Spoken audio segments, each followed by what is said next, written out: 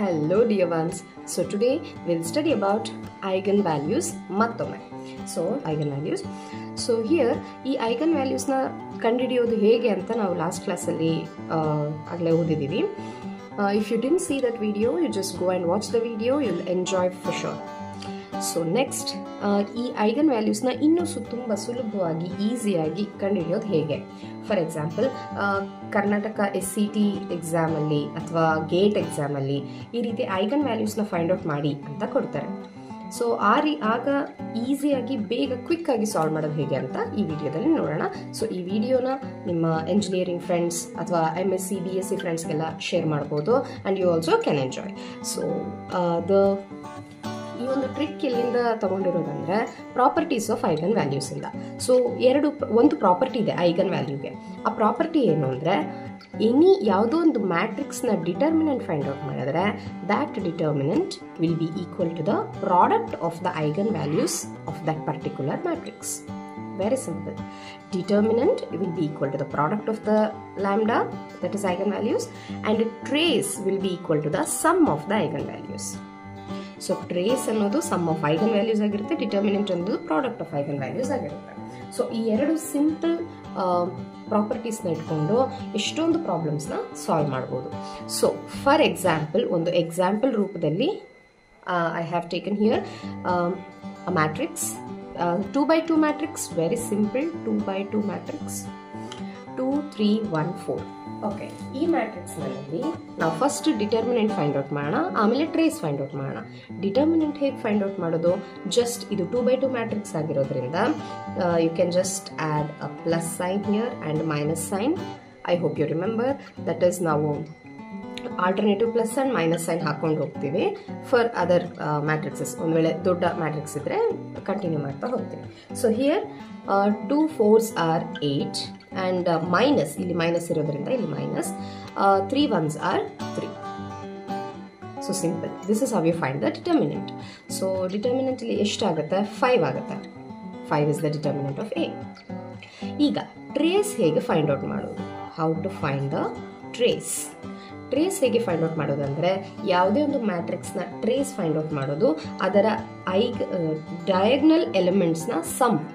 The sum of diagonal elements is called as trace. Very simple. The sum of diagonal elements.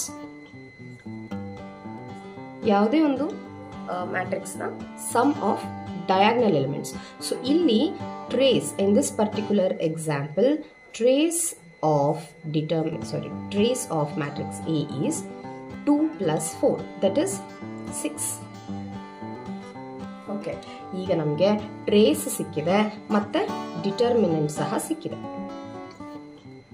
ಈಗ ಹೇಗೆ find out ಮಾಡೋದು eigen value? Just go back and see here. Determinant ಅಂದ್ರೆ ಏನು? Product of the eigen values. So ಇದು 2x2 matrix ಆಗಿರೋದ್ರಿಂದ ಇಲ್ಲಿ 2 eigen values ಬರುತ್ತೆ. ಒಂದ್ ವೇಳೆ 3x3 ಮ್ಯಾಟ್ರಿಕ್ಸ್ ಆಗಿದ್ರೆ 3 ಐಗನ್ ವ್ಯಾಲ್ಯೂಸ್ ಬರ್ತಾ ಇತ್ತು. ಸೊ ಈಗ ಇದು 2x2 ಮ್ಯಾಟ್ರಿಕ್ಸ್ ಆಗಿರೋದ್ರಿಂದ 2 ಐಗನ್ ವ್ಯಾಲ್ಯೂಸ್ ಬರುತ್ತೆ.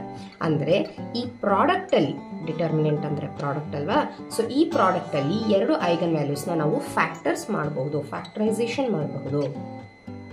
ಅಂಡ್ ಇಲ್ಲಿ ಬರುವಂತಹ ಫ್ಯಾಕ್ಟರ್ಸ್ನ ಆಡ್ ಮಾಡಿದ್ರೆ ನಮಗೆ ಟ್ರೇಸ್ ಬರಬೇಕು. Very simple. ಇಲ್ಲಿ ಬರುವಂತಹ ಫ್ಯಾಕ್ಟರ್ಸ್ನ ಆಡ್ ಮಾಡಿದ್ರೆ ನಮಗೆ ಈ ಟ್ರೇಸ್ ಬರಬೇಕು. ಯಾಕೆ ಆಡ್ ಮಾಡಿದ್ರೆ ಟ್ರೇಸ್ ಬರಬೇಕು ಅಂದ್ರೆ again go back here. Sum of eigen values is nothing but trace. Very simple. So just observe this example.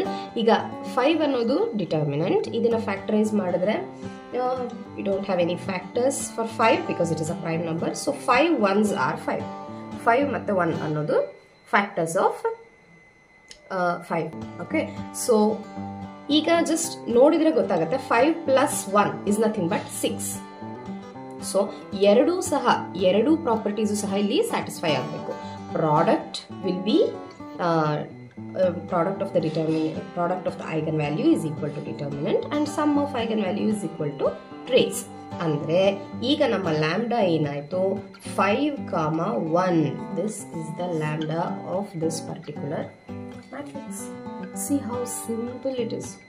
ನಾವು actually eigen values find out ಮಾಡಬೇಕಾದ್ರೆ ಕ್ಯಾರೆಕ್ಟರಿಸ್ಟಿಕ್ ಈಕ್ವೇಷನ್ ಬರಿತಾ ಇದ್ವಿ, ಅದನ್ನು ರಿಡ್ಯೂಸ್ ಮಾಡ್ತಾ ಇದ್ವಿ, ಅದನ್ನು ಸಿಂಪ್ಲಿಫೈ ಮಾಡ್ತಾ ಇದ್ವಿ. But see how beautiful, how simple it is. So ನಮಗೇನು ಸಿಕ್ತು? Eigen values are 5, 1. So simple. ಇದು 2x2 ಮ್ಯಾಟ್ರಿಕ್ಸ್ ಆಗಿರೋದ್ರಿಂದ 2 ಐಗನ್ ವ್ಯಾಲ್ಯೂಸ್ ಸಿಕ್ಕಿದೆ. ಇದೇ ರೀತಿ 3x3 ಮ್ಯಾಟ್ರಿಕ್ಸ್ ಆದರೆ 3 ಐಗನ್ ವ್ಯಾಲ್ಯೂಸ್ ಸಿಗುತ್ತೆ. That is also very simple. Next ವಿಡಿಯೋದಲ್ಲಿ ಅದನ್ನು ಸಹ ಹೇಳ್ತೀನಿ. ಸೊ ಇದೇ ರೀತಿ ಮ್ಯಾಥಮೆಟಿಕ್ಸ್ ಮತ್ತು ಸೈನ್ಸ್ನ ಎಂಜಾಯ್ ಮಾಡಬೇಕು ಅಂದರೆ just subscribe, like and share this with your engineering and BSc, MSc friends. And thanks for watching. Thank you guys. Happy learning.